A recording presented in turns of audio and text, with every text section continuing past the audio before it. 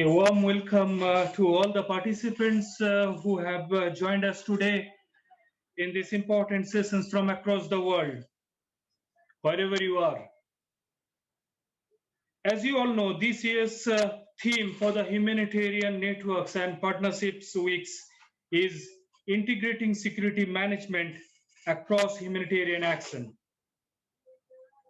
And in that series, we earlier had different sessions related with this theme. We had a session on acceptance and access.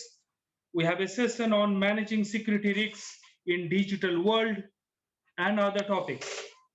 This is the last session on this series.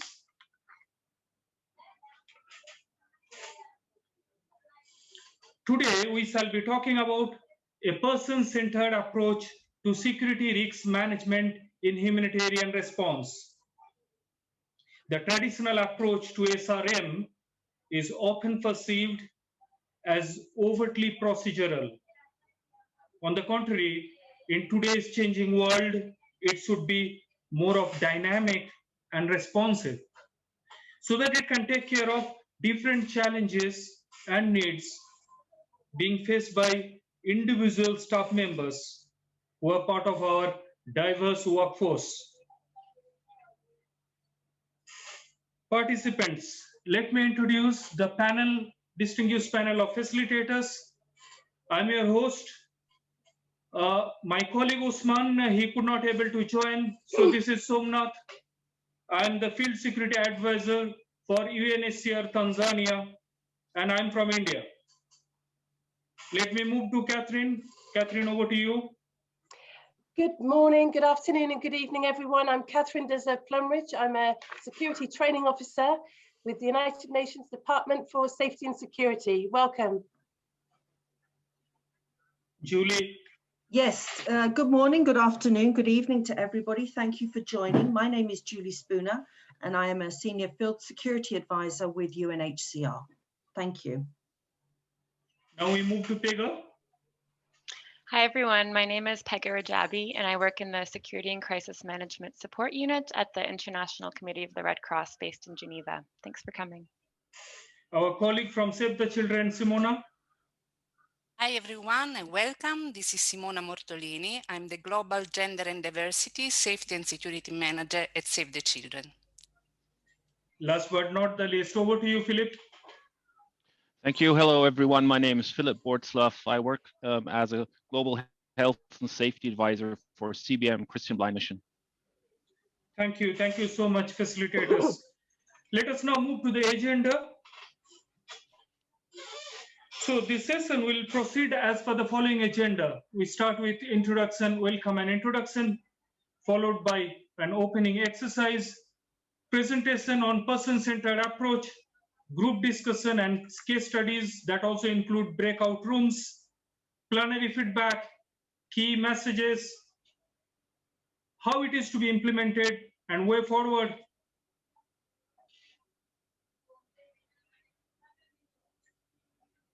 And then finally closing.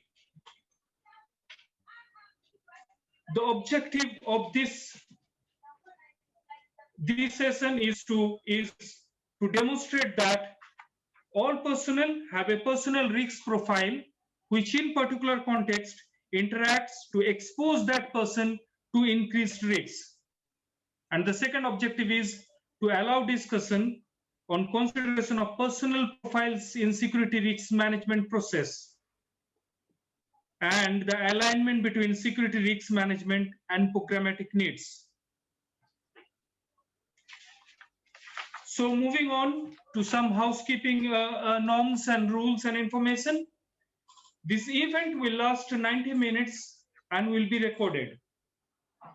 Please introduce yourself. I have seen almost many of you have already done that in the chat. To everyone, this will be an interactive event. This also includes breakout rooms, and we would strongly encourage you to participate in breakout rooms. Please stay muted unless we ask you to unmute. Turn your camera on if possible, but again, depending upon your bandwidth, your Wi-Fi connections, if it is not possible, better you be on listening watch. And more so, we want you to especially switch on your cameras when you participate in the breakout sessions. For any technical questions, our GISF team is on standby. You can write down on the chat. Our team will provide you support. For hearing impaired participants, we have option of closed captions, which is there. You can see in the down below. So you can use that one as well, so that you can catch up with the wordings. Now, may I request Catherine to take us forward from here? Over to you, Catherine. Thank you very much, Somnath. Colleagues, does one size fit all in security and risk management? Or do we need a different approach? So in talking about a person-centered approach, the people at the center, our personnel, are not passive members of the security equation. They have concerns and abilities. Let's take, for example, a team in Eastern Ukraine and look at the security concerns that they may have. All of these testimonies are real. The photos and the voices are not the original personnel. So let's see what they may be concerned about. Let's start with Soipei. What sort of threats might she be concerned about? I can't go out to shop because the shopkeepers assume I am either a domestic worker or a sex worker and sexually harass me. A man slapped my face, blaming me for the COVID virus. And what about Nathan? Let's listen to him. I feel ashamed hiding my kippah under a baseball cap, but I got beaten up and robbed last year in an anti-Semitic attack. And Namazi, what could her concerns be about? People speak badly to me. I hear them using racial slurs. I saw an email from my manager addressed to someone else expressing concern over my movement in a briefing to the government due to my race. He didn't defend me. I was excluded. I hear racist comments all the time, but at work, it destroys my confidence and I don't feel safe. What about Ranjit? I didn't need to go on home leave, but last time I went back to the US, I got beaten in the street for being a Muslim. I'm sick. Colleagues, for our next personnel, I would just like to invite you to comment in the chat and to say what you feel Ariana's concerns might be. And then Julie is going to very kindly read those out in real time. So what could Ariana's security concerns be about? Just feel free just to go ahead and write that in the chat, please.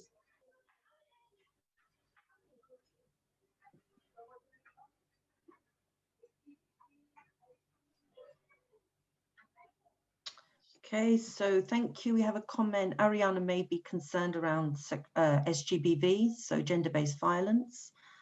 Kelsey has said she may not identify as a woman, even though that is her traditional gender appearance. Gavin, either her visible characteristics, such as gender, or invisible, such as mental health or sexuality. Another comment there on gender-based violence from Christopher. She may be targeted for looking wealthy. Okay. Gender-based violence, not being taken seriously. Got some good ones here. Depending on where she is, she may be targeted for perceived gender, nationality, culture, religion, socioeconomic class. Thank you. LGBTQ+, yeah, she could be part of that community, absolutely. Discrimination, so we've got a good list here, Catherine. Haven't we ever? So I feel like we're preaching to the choir this morning. Let's just hear from Ariana herself. You nailed it though, thank you. Go ahead. I avoid meetings with the Ministry of Agriculture because staff there stare at my breasts, they ask me out, comment on my looks and call me at night. My regional manager broke my legs in a meeting and suggested that if I didn't come to his hotel room for him to make me straight, my contract would not be extended. So you all got that one. Great, great job. What about Robert? What are his concerns? Even in high-class hotels, I am solicited by sex workers. People see a senior white man and assume that I want a sex worker. It exposes me to organized crime.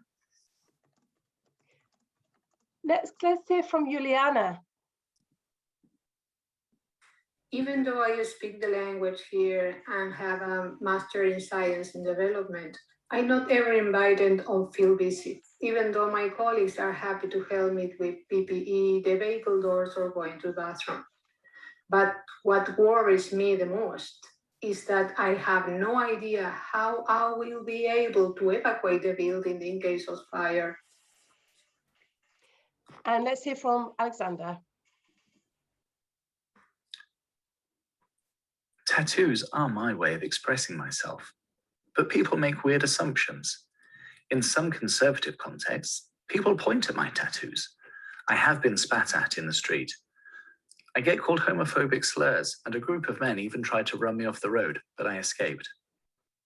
And Inda.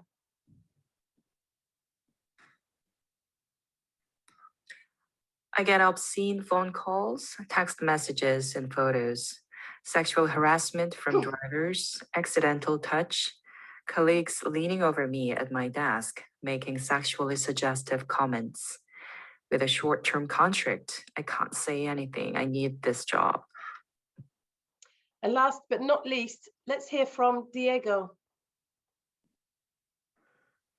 I'm not someone who complains a lot, but every time I go through a military checkpoint, and I mean every single time, I get taken out of my car. Soldiers, they pull me out and square up to me, they surround me, they push me around, they point at my arms, making fun of how big they are.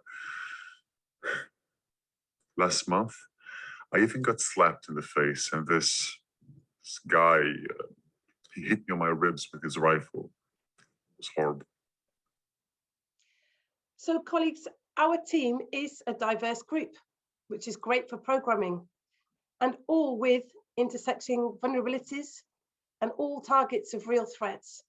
So one size of security risk management really doesn't and can't fit all. So let's continue to find out some more about the alternatives to a blank profile approach. Over to you, Philip. Thank you, Catherine. Can I just interject, Philip? I do apologize. Sorry to everybody. We did have a little bit of trouble with Osman, our host, joining us, and I just want to check. Osman, are you now here?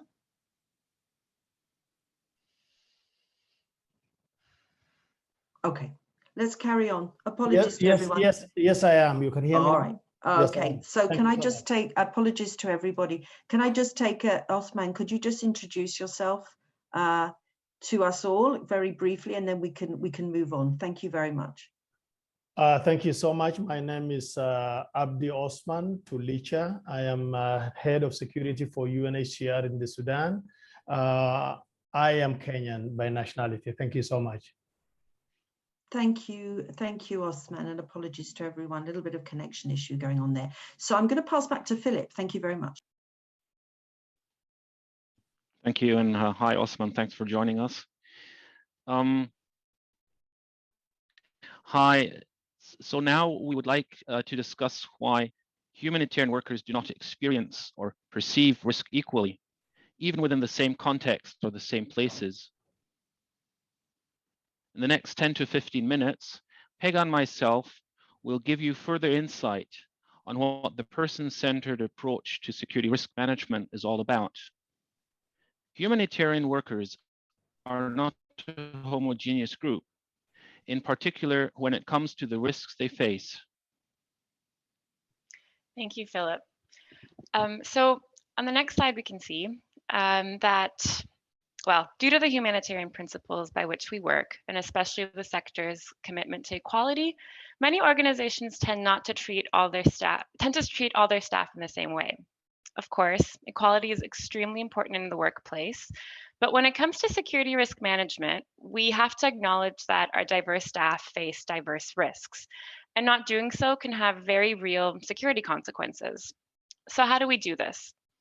Instead of having a one-size-fits-all approach to security, in which we give everyone the same thing, as shown in the top image, we need to start giving everyone what they need, as shown in the bottom image.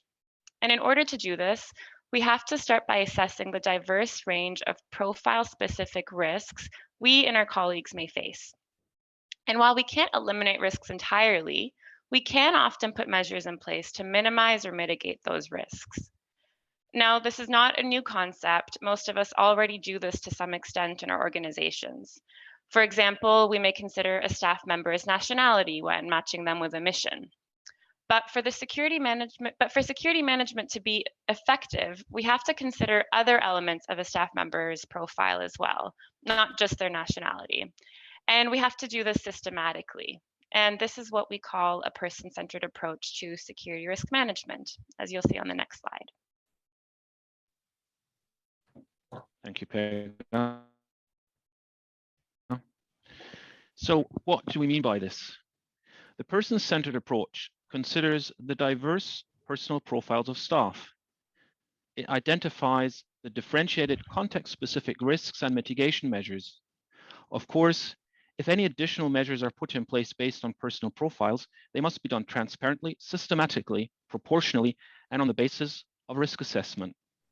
This should be done predominantly at the field level with adequate consultation with field teams and/or those affected.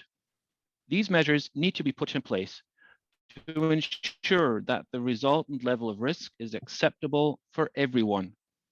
To put it very simple, the diverse populations we work with require diverse staff, and diverse staff need to be kept safe.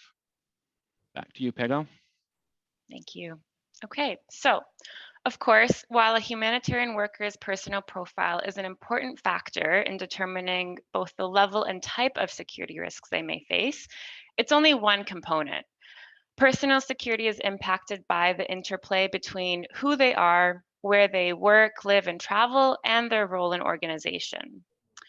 Personal profiles can also play a role in how well an individual, their team, and organization is accepted by local stakeholders. And this can subsequently have programmatic implications, particularly when it comes to gaining access to affected populations. Back to you.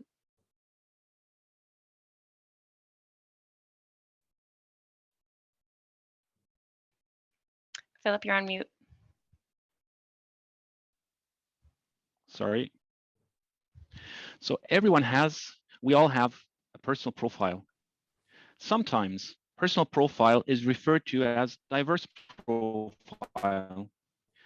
We choose to use personal profile as opposed to diverse profiles in order to emphasize that we all have a profile. Now, many organizations already consider specific characteristics of persons when they're being deployed. To give you an example, the health condition of a person can be a reason for not deploying this staff member to a country where the person would not have the necessary access to healthcare services. Sometimes your personal profile can also be a positive factor. For example, if you speak the local language in the country of your deployment. And there are other characteristics that may not be so obvious or even visible.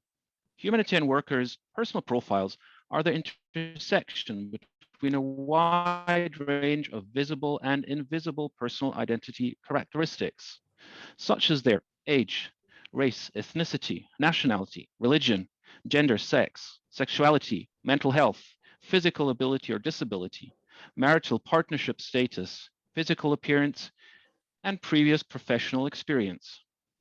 We have to consider the intersectionality of the individual, taking into account visible and invisible characteristics. Intersectionality refers to how our individual characteristics, such as gender, race, disability, age, etc., interact in ways that can intensify inclusion or exclusion we experience, as well as vulnerabilities, challenges, and exposure to threats and risks.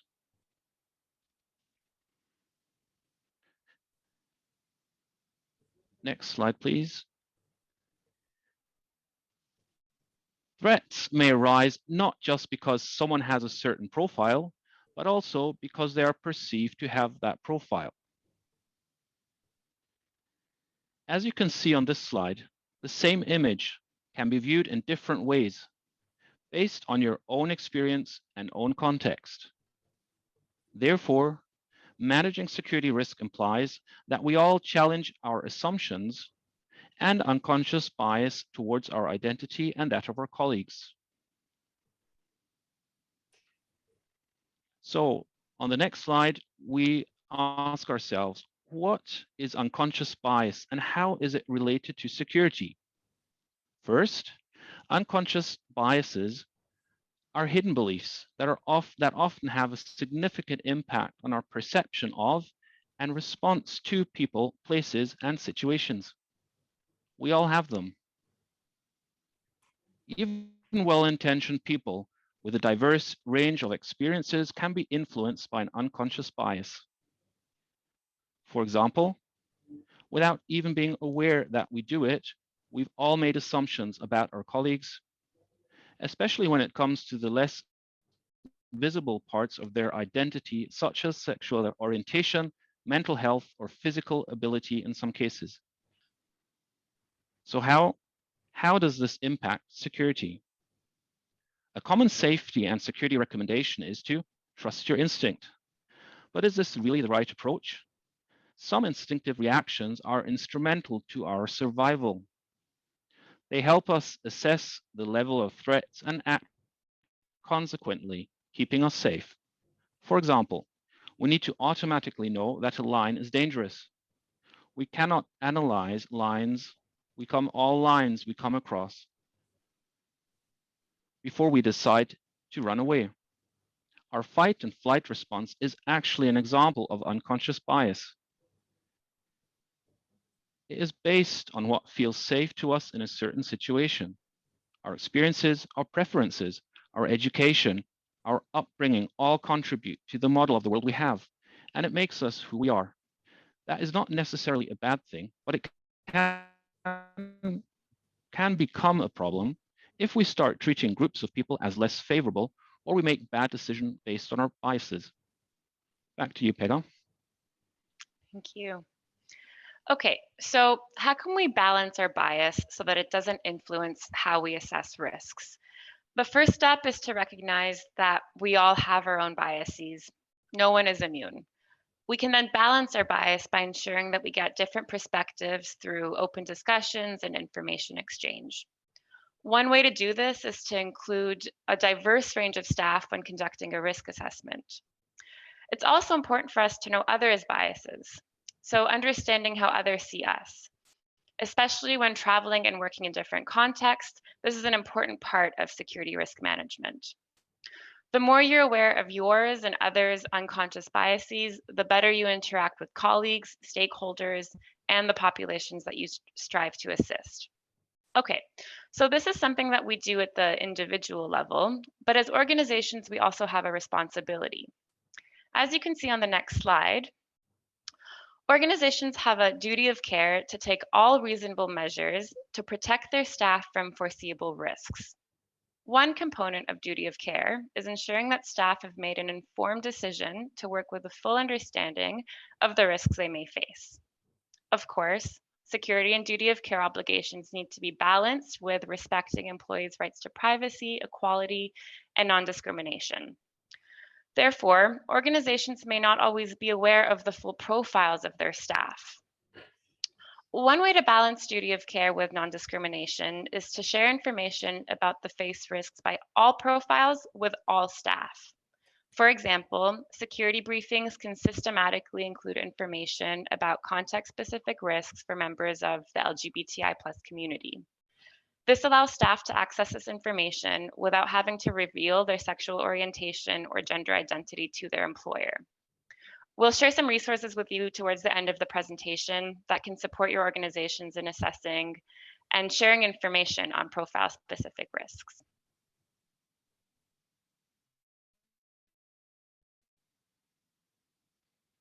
The person-centered approach acknowledges that no one is safe until everyone is safe.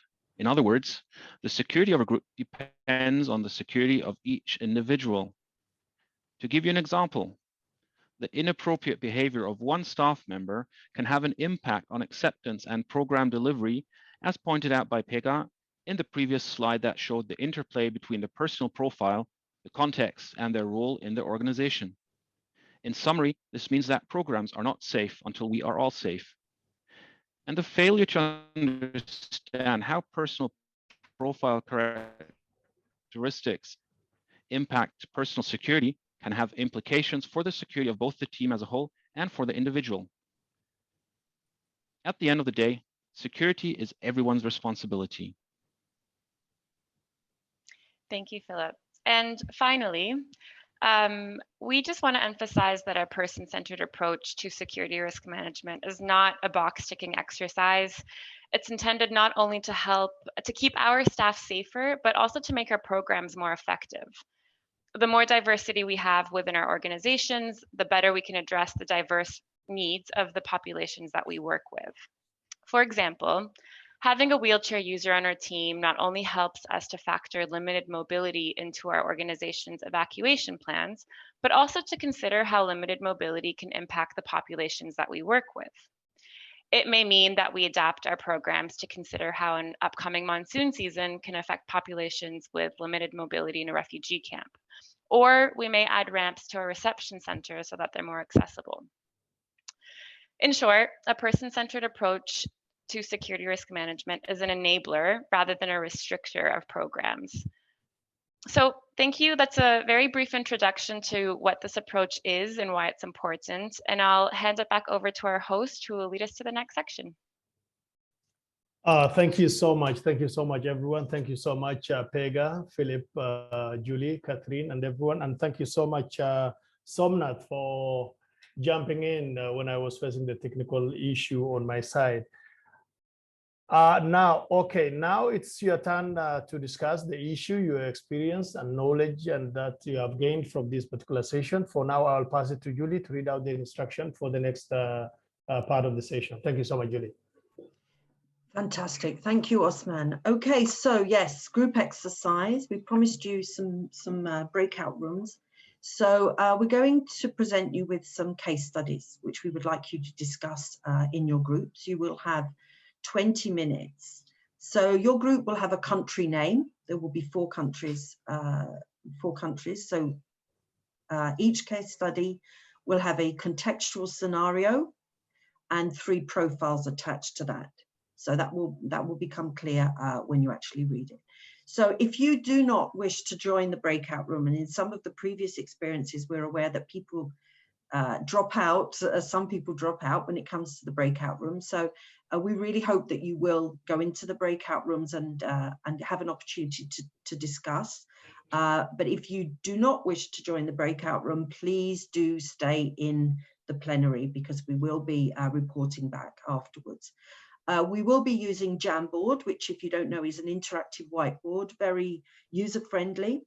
Now, the reason that we're using the Jamboard really is for you to gather and collect your thoughts and comments within that breakout room, and they may well be useful for the rapporteur when coming back, but they're not something that we will be displaying after that.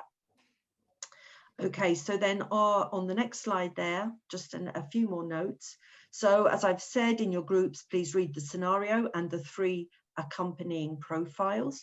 We would like you to do the following 3 things. So discuss the case study, and then we'd like you to identify 1 security risk that is faced by each of the 3 profiles. And we're asking you, please, to be specific. So we're asking you, excuse me. We're asking you to be specific. So we're asking you, for example, you might say staff member harassed at checkpoint. You may be more specific, staff member harassed at checkpoint by whomever. So please keep it as specific as possible. Second, 1 mitigation measure associated with the identified risk for each profile. And then 1 reason why having that person in the team is important to the program. So 1 security risk faced by each profile, one mitigation measure, and one reason why it's important to have that person there. We suggest that you appoint somebody to feedback, so a rapporteur. It'll be a brief feedback, literally 5 minutes per group, so not an onerous task. An observer from the facilitation team will be in the breakout room with you. So they are an observer, but they are also somebody who you could ask for some guidance. And then you will be called back to plenary after the 20 minutes. So if you have any questions, please do put them in the chat now before we send you off. Any questions? Okay, I'm going to pass over to GISF. Apologies, passing over please to Osman. Can you just talk through these? So before we send you into the groups, we just need to be clear that we're all aware of key definitions. So thank you, Osman. Thank you so much, Julie. Yeah, I don't want to be like I'm preaching to the converted, but for those of you who may not be very familiar with the concept itself and maybe the associated terms, I want to go through 4 key definitions that will make you understand and help you in your breakout rooms. The first is threat. How do we define threat? Threat is something that can do harm, and it is usually associated with an intended action. Then we talk about vulnerability. Vulnerability is the extent to which personnel are exposed to a threat. The third one is risk. Risk is the likelihood of that threat happening and the impact of that threat on the individual if it were to happen. Then we have mitigation measures. These are actions or measures put in place to reduce the likelihood of the threat happening or the impact of if it were to happen, or combination of both. For now, I'll pass to our Global Interagency Security Forum team to assign you into breakout rooms. Thank you so much.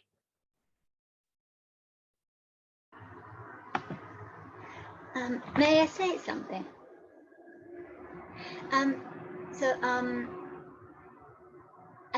I think this exercise, made me realize that sometimes it could be, more dangerous for a national to work on a specific issue in his area than, from someone who comes from abroad. And that's because I've been in contact with many human rights activists, and, they had to leave their country because they were working on specific issues, within their area.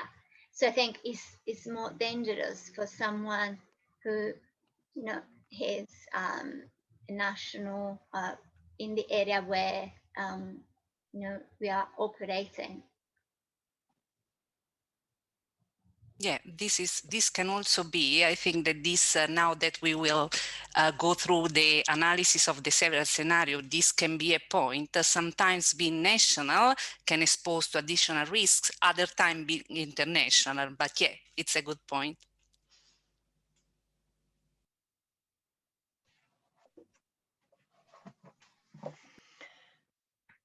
Okay, can we proceed? I think if everyone's back, yes, let's go ahead. Thank you, Osman.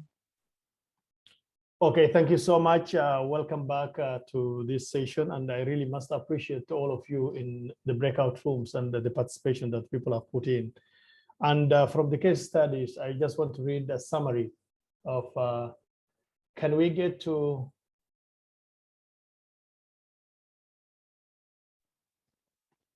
okay, can we proceed?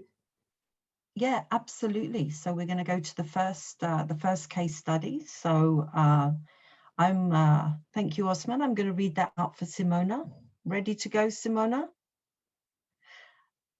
Okay, you're on mute. Okay, so case study 1 for the group that was in South Sudan, but also for the others. Can I just remind you, please, even if you were not in that group or you're not reporting back, this is something that you can be doing. So if you weren't in the South Sudan group, please do give it some reflection once you've seen this case study. So we're going to just summarize what that group was working on.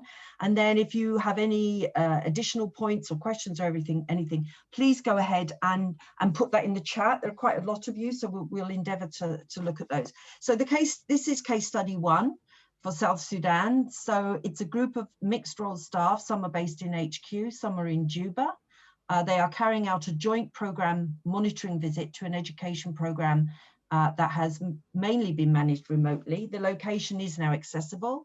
It's about 3 hours drive from Juba, with some possible official and unofficial checkpoints en route.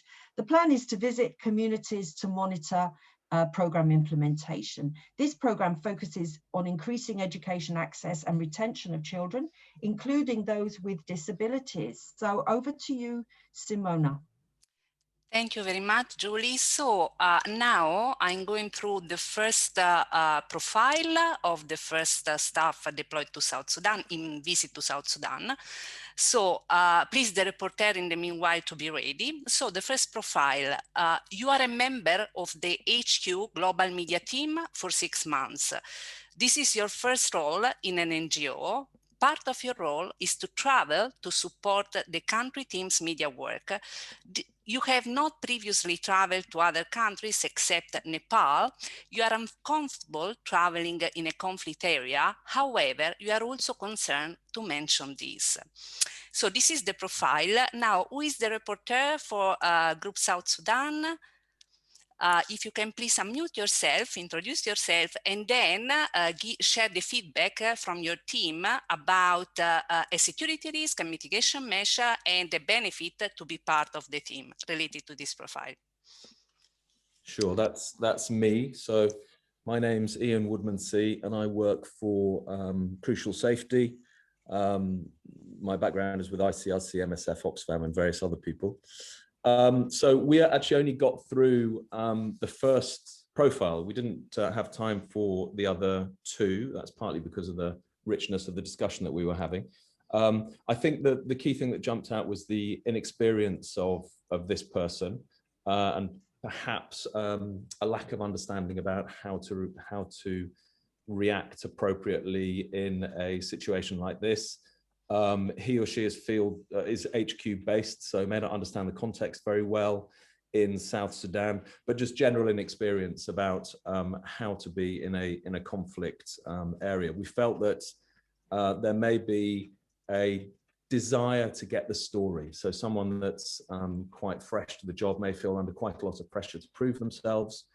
And we felt there was a particular threat around the taking of photographs in South Sudan, which is a particularly sensitive issue there. So we felt that the mitigation measure around that was really good briefing, really good communication about the expectations of what that person was expected to achieve during that trip, and a really good briefing about local laws and customs about what's acceptable and what's not acceptable.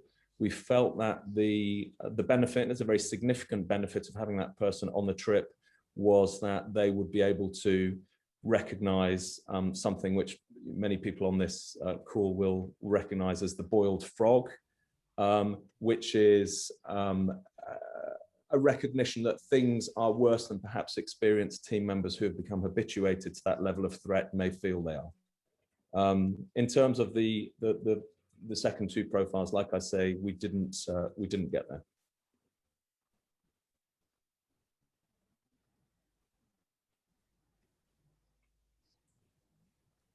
Thank you very much for this feedback, very interesting. If others have anything to add, please feel free to do it in profile and see if we can find together some risks and mitigation measures for the following one in South Sudan. So on the next slide, there is actually the profile number 2, which is this. I'm going to read it out again. So you are a national staff member from Dinka ethnic group. The location for the community visit is in an area controlled by the newer ethnic group. Your name on the ID documents indicates your ethnicity. The international staff member organizing the trip is new to the country, so it may be that he or she is not well aware about the recent ethnic conflict between the two groups. I know that you have not time to go through this into detail, but I don't know if you want to share now some ideas related to a risk and potential mitigation measure. Over to you again, or also to other of the group. Yeah, I'm happy to throw in a few ideas. Like I say, the group didn't discuss it, but I mean, I think there are particular issues here around checkpoints. There are formal and informal checkpoints on the route from Juba to the location that the group is traveling to, 3 hours away. Perhaps a number of different checkpoints. Those checkpoints may well be manned by different people. So there's always the risk that you come across a checkpoint which is manned, particularly if it's unofficial, by the newer ethnic group. The Dinka may well find themselves in extreme trouble at that point. And I must admit, I was rather struggling to think of mitigation measures for this particular situation, apart from the advice to think very carefully before sending somebody of the wrong ethnicity into an area where they may find themselves at risk. So it may well be that the mitigation measure there is to discuss with the local field manager whether it is in fact sensible to send this person on the trip. The benefit of having that person on the trip would be a very significant local knowledge, although I suspect that the risks of having the person on the trip would outweigh the benefits, and it'd be more sensible to send somebody who isn't going to be at risk because of their ethnicity. Yes, Ian, thanks. Actually, I personally completely agree also on the fact that it's more also the organization in the third, actually fourth bullet point here in the profile, there is written that who organized the trip is an international staff who may be not so much aware of the local situation. Maybe the organization can work better on this point, at least to be sure that the international staff is supported by local staff, or that the international staff triangulate better the information before sending people, with the aim, of course, of protecting them more for duty of care. Thanks for this. I don't know if others have any other comment. Caterina, risk being directly attacked, the mitigation, avoid sending the person in that specific area.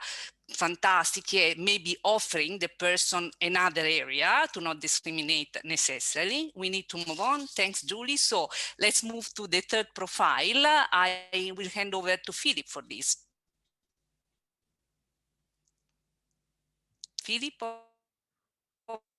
Yes, hi. Yeah, thanks. Thanks, Simona. So profile 3 for South Sudan is you are international staff member who's visually impaired, and you're based in the country office, and mechanisms have been put in place by your organization to support your ability to work in the office. But this is going to be your first field trip. So I'm not sure if did you have time to discuss any, and maybe also for the rest of the plenary here, any ideas on what specific threats the staff member might face, what kind of mitigation measures would be appropriate? Yeah, so Marika is saying mitigation risk, work towards a trust culture within the organization for staff to feel comfortable to raise concerns. So I think should we keep that to plenary? Everyone just pile in on the chat. We've just got another minute for this profile, and then we'll move on if that's okay. Don't be shy. Let's hear in the chat. So Ian's saying both safety and security risk combined. Anyone else? That good point. Yep. A point of buddy, Heather. Thank you. Yep.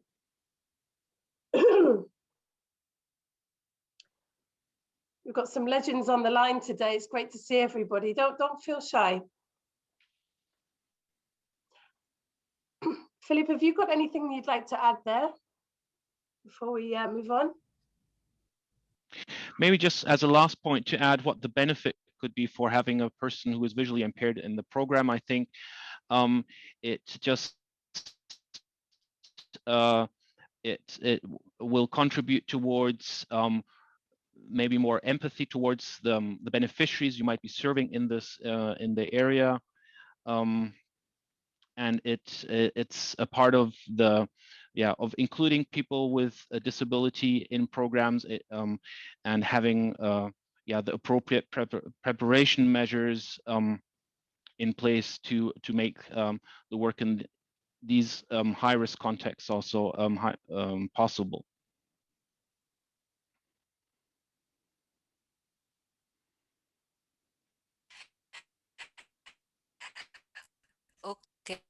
Okay, I think we have to move to take them and discuss better about them also offline in case. So Julie, over to you. Thank you very much. All right, so we're going to go over to the second case study. So the rapporteur for Iraq, please can you be ready? We're going to have to keep to a very strict timing here so that we don't keep you over. So the feedback really is 2-3 minutes maximum, if that's okay. So this, for the benefit of others who are not in this group, this is a group of international staff who are new to the organization.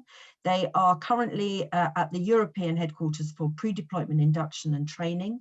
They are about to be deployed to Iraq in various roles. They may be based in the capital, the regional capital, or in remote field locations. The organization has been present in Iraq since 2000, providing a multi-sectorial response, child protection, prevention and response to gender-based violence, psychosocial support and health, adapting the needs in a dynamic context in camp settings and host communities across central and northern Iraq. So back to you. Thank you, Simona. Thanks, Julie. So the first profile, moving on to the next slide. Thanks.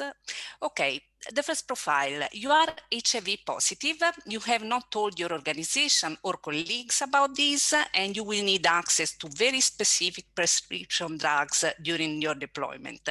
So if I'm not wrong, it was Matilda, the reporter of this group. Please to share the feedback about this first profile. Yes, hello everyone. I'm Matilda. I'm based in Nairobi with the ICRC as the Safe Trainer Coordinator for Africa region. So about this profile, HIV positive but hasn't told the organization, and they're going to need very specific medications for their mission. So we all really agreed that the main risk is that they may not have access to these crucial medications while on mission. And for this reason, the main mitigation measure would be to share this information with the organization. And we agreed it's a good benefit if you have, like a staff health body within the organization, so that you can share it in a way that your medical confidentiality is respected, but also the organization is aware and able to fulfill their duty of care. And the benefit of having this person on the program is to ensure, it could even be a good example to set, you don't have a taboo or stigmatization. There may be others within the beneficiary community HIV positive. So we took that as being an advantage of having them. Perfect, Matilda, fantastic. I will put also in chat a useful a link to the UNAID database to see the countries in which people traveling with HIV have some issues. Actually, there are many countries around the world. One is also Iraq. But thanks for the feedback. Now, moving to the second profile, we have in this second slide. So, the second profile, you were born and grown up in the Netherlands. Your mother is from Iraq and your father is Dutch. Your first and family name are typically Dutch, but your middle name is actually from a specific religious group minority in Iraq. this is reported in your passport. You have not discussed this with HR, nor with your colleagues. So again, over to you, Matilda, for the feedback. Okay, so for this profile, and there's some overlap with the South Sudan case study of the Nuer going into the Dinka area, because also in Iraq, there are many tensions, Shia, Sunni, other ethnic minorities. And the fact that you have a middle name and an identification with this minority religion may well get leaked and spread and become a serious security concern, even if your nationality is something else. So we all agreed that that is the risk factor there. So in order to mitigate it, there were some suggestions of maybe having alternative documentation. Just to interject something also, like from my personal experience there, I think personal professional experience, I think I've spent a lot of time in the Middle East, and I think even if you have a nationality which is, you know, European or Western or other, you'll often find in a meeting that that colleague who has the Arabic face will be looked at and say, no, but where are you from? I'm from Canada. No, but where are you from? You know, I mean, there's really there can be a sensitivity around there, and I think it's interesting regarding perception being a two-way thing, and very much the perception of the place you're going to. You have to think about how you're going to be perceived, how this profile will be perceived. So mitigation measures, there may also at one point need to be a discussion with the management and with HR in that particular country operation to decide if this is a risk worth taking on, because a benefit of having this person in the program, depending on where you are and what they're doing, they may be able to speak the language and access some certain beneficiary groups. On the other hand, there has to be that balancing up process, that you know, benefit risk analysis and balancing up. Yeah. Thanks, Matilda. Sorry, I don't want to cut you down, but unfortunately we are running out of time.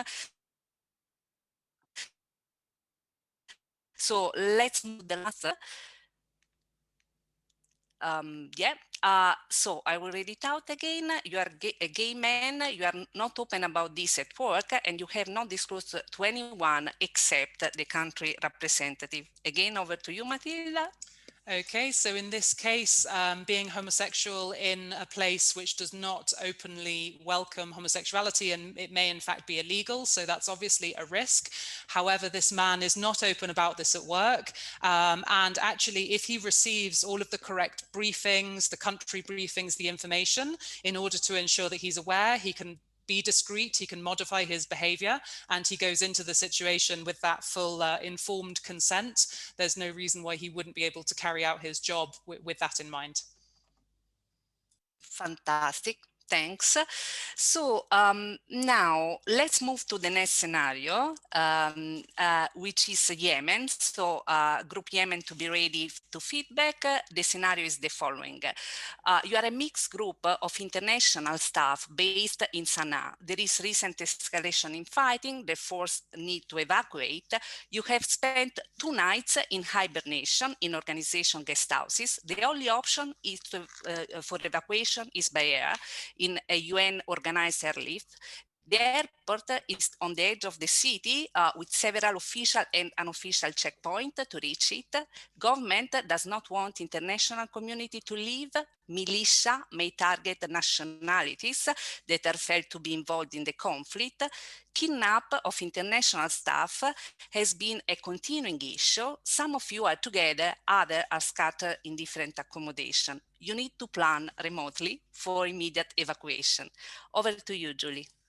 Thank you, Simona. Thank you very much. All right, so Yemen team on the ready. I'll just read out the profile number 1 then. So this is a veteran, very experienced NGO staff member, has worked in conflict areas for many years, has had previous treatment for post-traumatic distress disorder and has made progress. However, this person is concerned that the current situation may trigger a relapse or an episode. HQ Human Resources are aware of this, but you have not discussed it or disclosed it in country. So unfortunately, we're gonna have to be very strict about time. So I'm gonna suggest maybe that we move on and do the 3 profiles together, and then maybe the rapporteur can feed all back. So if we could go to profile 2. So Philip, could you just read this one out, and then we will take the feedback collectively. Sure, thanks, Julie. So profile number 2, you are deaf. The organization has put various support mechanisms in place to support your ability to work. However, you are concerned that in this crisis period, you will not get the specific support that you need. Fantastic, thank you. And then profile 3. So you are the country policy lead for the organisation. Your name has been on many press statements. You've appeared on international news programmes denouncing human rights violations, including gender-based violence by all sides.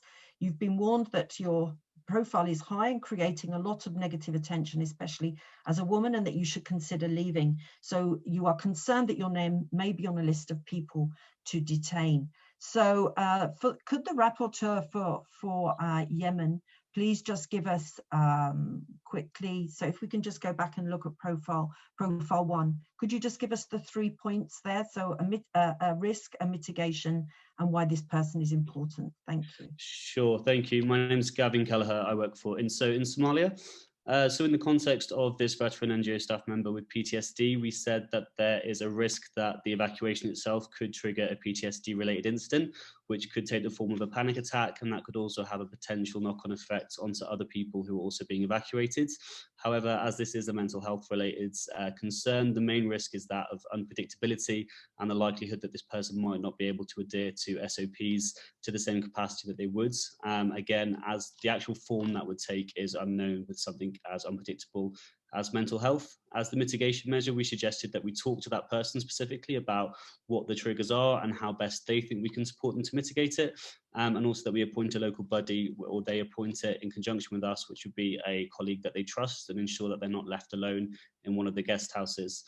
And thirdly, the reason that they're important, it's important they're included within the team, is very clearly they've got extensive experience in conflict areas, and they'll be able to provide a lot of technical expertise on how to navigate the complex situation.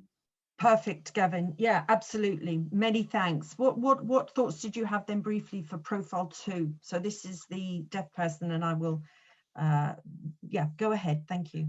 Perfect. So we didn't discuss this too much at length, but the synopsis mentioned that we were going to be planning the evacuation using Teams and Zoom, which is obviously fairly excluding for people that are deaf. So we need to ensure that they don't, the risk identified is that they don't receive the SOPs that they need to follow for the evacuation, and they're left out of the planning. So as the mitigation measure, we need to ensure that there's someone responsible for including them in all communications and discussions, not only so they can receive instructions, but they can also provide their own inputs too, which would of course be valuable.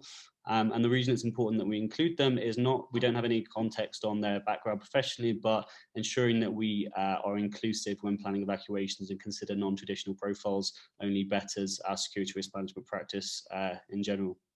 Fantastic, Gavin. Very good. Good discussions obviously going on in your team.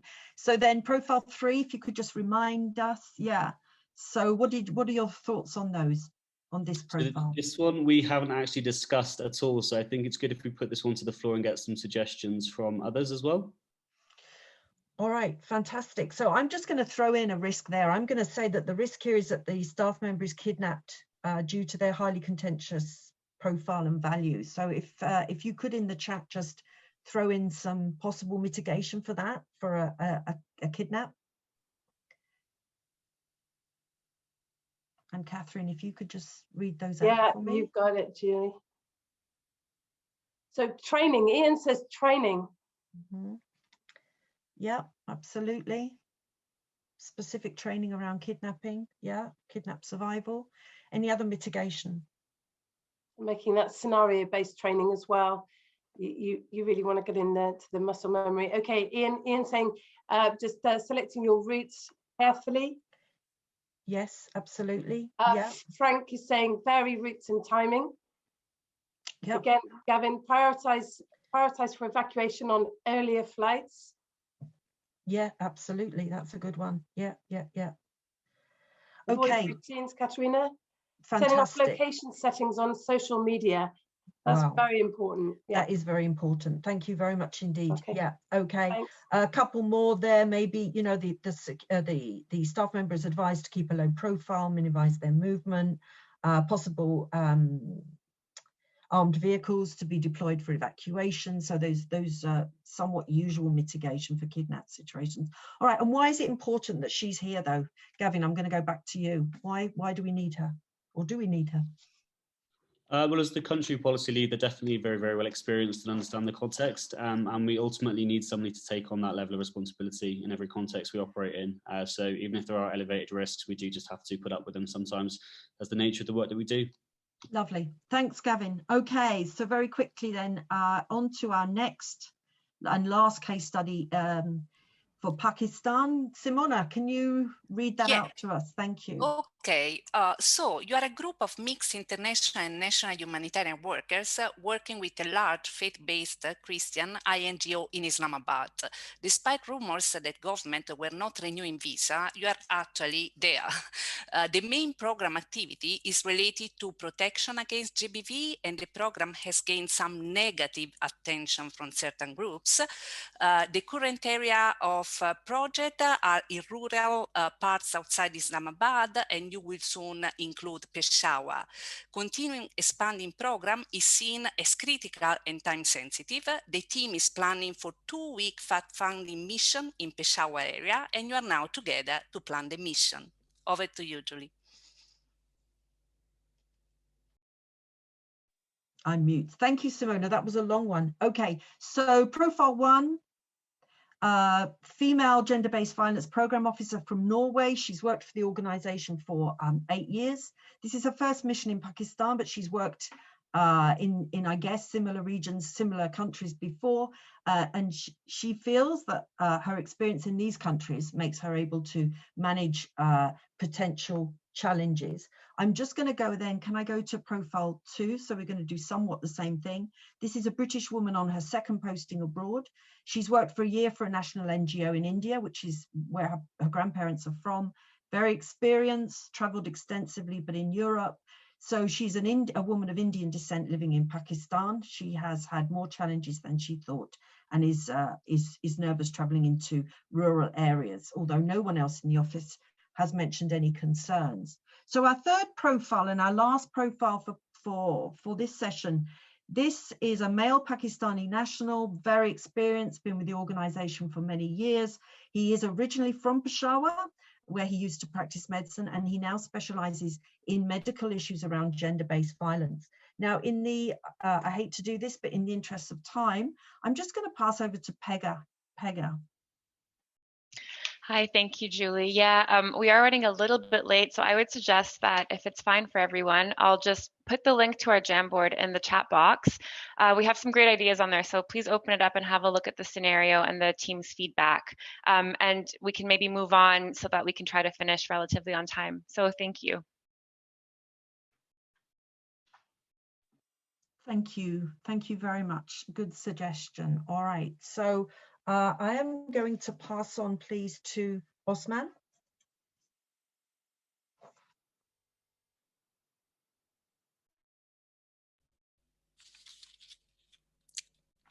Thank you so much, Julie. Thank you so much, all the participants, and thank you so much those who have acted as rapporteur on behalf of their teams. Thank you so much to all other facilitators. I think it's been a very enriching sessions that we have had so far. And I'm going to read out the key message that we are able to glean out of this breakout and all the sessions. The key messages being that all personnel have an individual personal risks. In particular contexts, this profile can interact to expose that person to increased, and in some cases, even an acceptable level of risk. Deliberate consideration of personal profiles leads to better alignment between security risk management and programmatic needs. There are distinct benefits in establishing a person-centered approach to security practice in humanitarian and development settings. In overall summary, what we can say is that one size does not fit all. Now, we want to see how each different agencies deal with or have implemented a person-centered approach in their security risk management. We are going to have very limited time, 2 minutes each, and I will start with Save the Children. Simona. Yes, thanks. So in Save the Children, we have started in 2019 after a staff survey to create a new department within the safety and security, which is dedicated to inclusive safety and security, and mainly is focused on 4 work streams. One is the revision of policies, procedures, and tools from local to global level, with aim of harmonizing the approach to duty of care towards staff. A second work stream is about raising the profile, the awareness of inclusive risk management. So we have developed several tools, including a guidance, a video with the travel top tips, as well as a video related to unconscious bias impact on safety of staff, which is actually used in this presentation. We have also reviewed our PSS course hosted in the disaster ready. Then a third focus has been the capacity building to safety and security personnel. And finally, we have reviewed our incident reporting system to be able to disaggregate data, at least with a gender approach. This is a brief introduction. Over back to you, and please feel free to reach me out for additional information. Thanks. Okay, for ICRC, Pega, please. Thank you. So for the past 6 months, we've been working on a project to adopt a more person-centered approach to security risk management at the ICRC. We started with a research of doing a landscape analysis of existing good practices within the sector. And then we conducted a global survey and interviews with our staff to get a better idea of what the needs are. Based on the findings, we identified a list of very practical recommendations of how we can apply this across the institution, different departments at the HQ and at the country level. So I'll share 2 of our initiatives with you that came out of the recommendations. The first was that we acknowledge that understanding the profile-specific risks is really the first step in this approach. So we developed a guidance on how to apply a person-centered approach when conducting risk assessments at the country and office levels. And we're already quite inclusive when it comes to selecting participants for a risk assessment, but that alone is not enough. So the new guidance goes a step further and provides practical tips on what to discuss, but also facilitation tips on how to discuss some of those topics that may be more sensitive. Second, we realized a major challenge for our staff was their lack of access to relevant information and the risks associated with their personal profile. So we added a guidance for our managers to systematically share security information about all profiles with all staff in security rules and security briefings.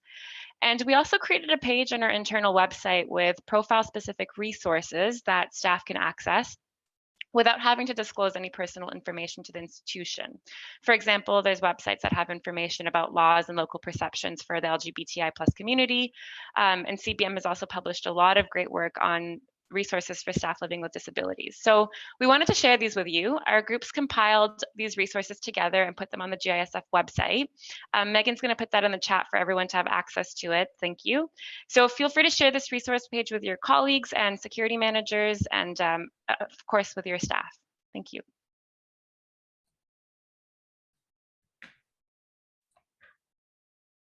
Yeah, we can have now we can listen to Philip on behalf of CBM. Okay, thank you. Just very briefly, so CBM has about 8 years ago, we started driving forward very strongly a disability inclusive support approach to security risk management. So what does that mean? It means including people with disability when developing standards, processes, policy documents, security guidance and briefings. It meant that in our in-house security trainings, we included scenarios which involved persons with disability and specific travel guidance depending on what on all kinds of different kinds of disability. I think a key learning for us, which I'd like to share with you, is that there are no standard solutions.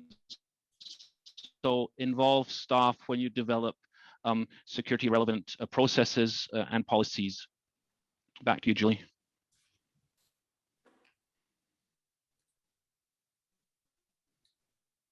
Okay, thank you very much. Thank you, Philip. So for UNHCR and to some degree, so I'll just very briefly let you know, tell you what UNHCR does. And this really is UNHCR, but also the UN Security Management System, the UNSMS. So I'll start by saying that this is fairly new terminology for the UN Security Management System. So that would include us at UNHCR, and it's a concept that we're still working on developing, incorporating, and learning about. However, the practice and the concept neither are entirely new to us. In several respects, therefore, it means that we already do consider personal risk profiles within a particular context.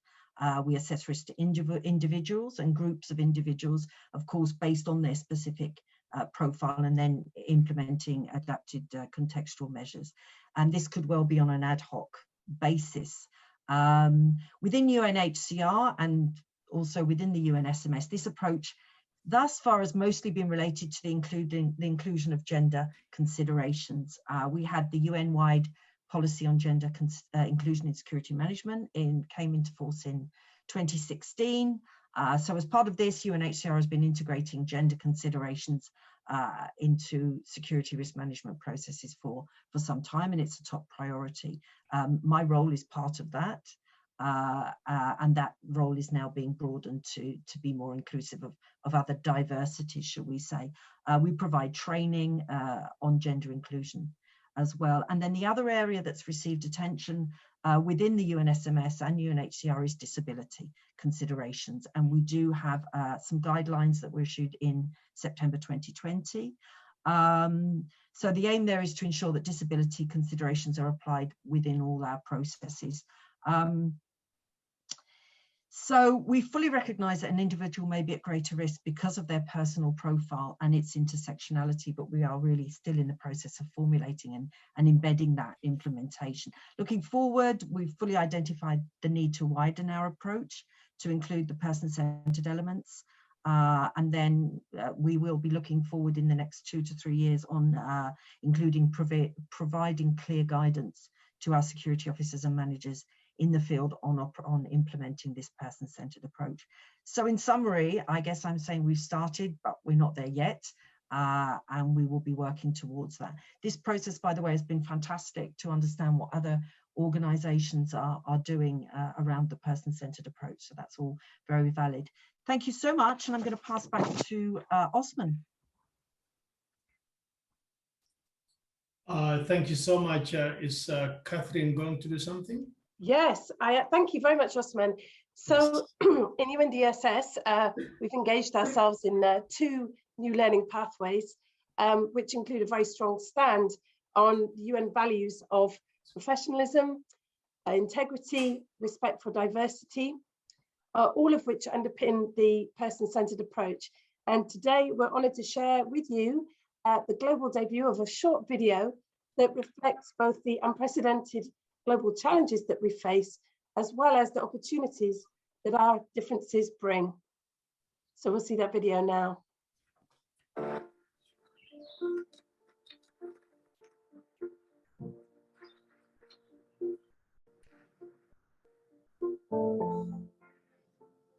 We are of the world. So Megan, we're not seeing it, we're hearing it. Maybe we could just start that one again. Okay, all right. We're going to start that one again. Thanks, Catherine.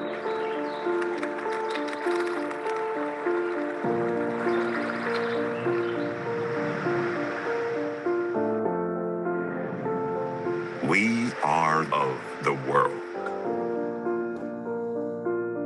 For the world.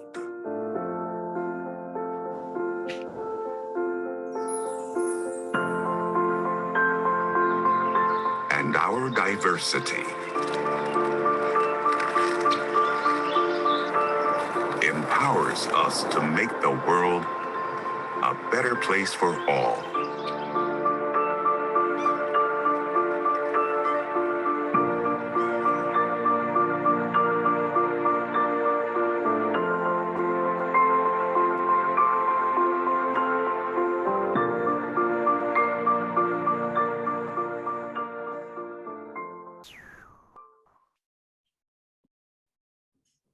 hope you enjoyed watching that as much as we enjoyed creating it. Over to you, Osman. Okay, thank you so much. Thank you so much, everyone. And I just needed maybe to remind all of us that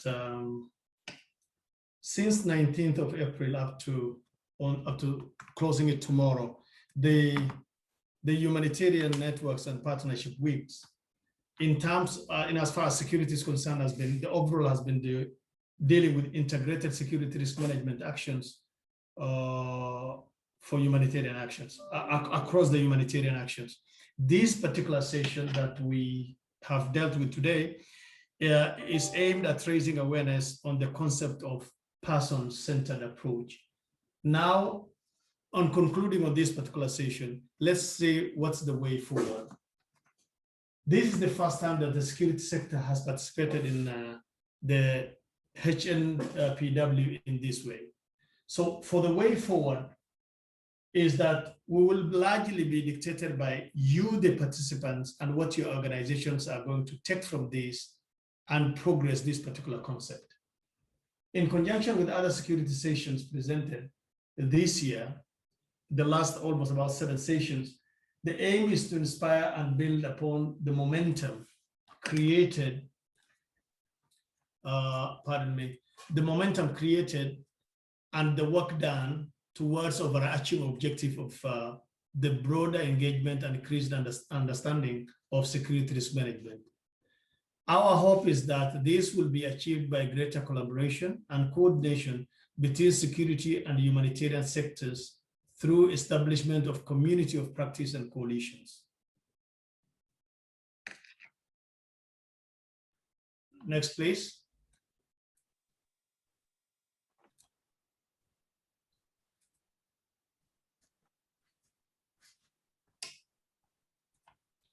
So this is the end of the session. Thank you so much, everyone, for participating. But what I will urge everyone is that please take this with you, expand it, keep in touch with everyone else. Let us make sure that this particular concept comes into practice across the humanitarian field, and so that at least the way we look at security is such that the individuals matter and that one size does not fit all. And this is the message I want everybody to carry with. And thank you so much for participating. Thank you, everybody. Thank you so much. Thank you. Okay, bye-bye from me.